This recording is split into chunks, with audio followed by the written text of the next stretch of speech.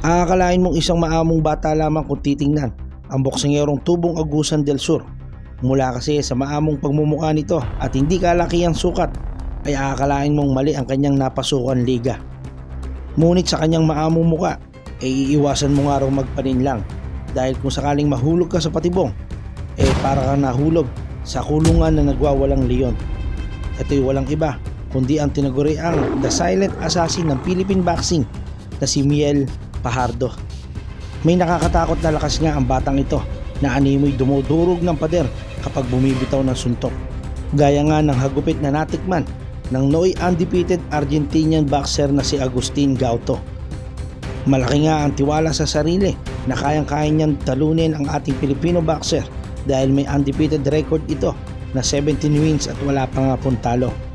At sa kanilang laban, dito nga nakatikim ng hagupit ni Fajardo itong si Gauto.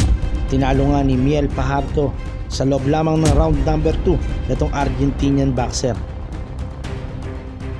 At nang makabalik nga sa Pilipinas, nakalaban niya naman ang kapwa Pilipino na si Richard Calaveras. At dito, animoy hagupit din ang pinatikim ni Fajardo nang talunin niya si Calaveras sa loob lamang ng round number 1 sa oras na 41 second. At sa pagkapanalo nga ito ay unti-unti na nga gumagawa ng sariling pangalan itong si Miel Fajardo sa larangan ng boxing. At sa kanyang huling laban mga idol, dito nga gumawa ng record itong si Miel Fajardo. Nakakalaban niya nga ang Thai boxer na si Sarawut Jamtong para sa IBF Flyweight Championship. At dito, walang kahirap-hirap na tinalo ni Fajardo itong si Jamtong sa round number 1 sa oras na 10 segundo lamang. Kaya naman ang pagkapanalo nga nitong si Fajardo sa loob ng 10 segundo ay isa sa mga pinakamabilis na knockout victory sa kasaysayan ng boxing. Ngunit kasulangat nga na maamong mukha ni Miel Fajardo ay ang maangas na mukha naman ng Tubong Cebu City, Philippines na hindi mo nga pwedeng pakitaan ng maamong mukha dahil magmimistulang pagkain ka lamang dito. Dahil na nga rin sa angking angas sa ibabaw ng lona halos idikit o itulad na nga ang bansag dito gaya ng bansag sa ating 3 Division World Champion ng angas ng Pinas na si Janriel Padro Alas Casimiro. Tinawag nga itong angas ng Cebu dahil na nga din sa uri ng pakikipagbakbakan nito sa ibabaw ng ring. Patay kung patay, basagan kung basagan. Ito nga ang tinaguriang angas ng Cebu na si John Paul Gabonilas.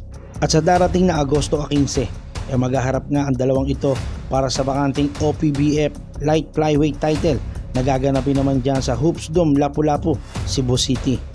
At ang tanong nga ng karamihan, sino nga ba ang nakakalamang sa laban? Ito nga si Miel The Silent Assassin Fajardo, ang kasalukuyang ABF Flyweight Champion.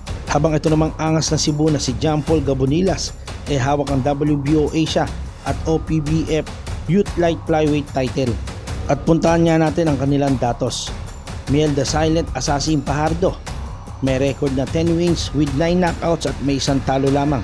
Habang ito namang si John Paul Gabonilas may kartadang 10 wins with 7 knockouts at may isang talo lamang din. May edad lamang na 23 itong si Fajardo habang may edad na 22 anyos itong si John Paul Gabonilas. Parehas na orthodox o kanan itong dalawang boksingero. At sa kanilang 6 na huling laban napagtala nga itong si Miel Fajardo ng 6 wins with 5 knockouts habang ito namang si John Paul Gabonilas nakapagtala ng 6 wins with 4 knockouts. At sa kanilang knockout ratio may average nga na 63% itong si John Paul Gabonilas habang may average na 69.23% itong si Miel Fajardo. Kaya naman sa labang ito ay 50-50 nga para sa inyong lingkod kung sino ang mananalo dito. Pero kung kayo nga ang tatanungin mga idol, sino sa tingin nyo ang nakakalamang at sino sa tingin nyo ang mananalo? So mag-comment lang kayo sa ating comment section at pag-uusapan natin yan. So hanggang dito na lamang muna mga idol. Maraming salamat sa mga tumutok. Huwag niyo po kalimutan suportahan yung ating mga videos. Please like, share, and subscribe. And please support boxing. Thank you. Subscribe na sa Boxing Club PH.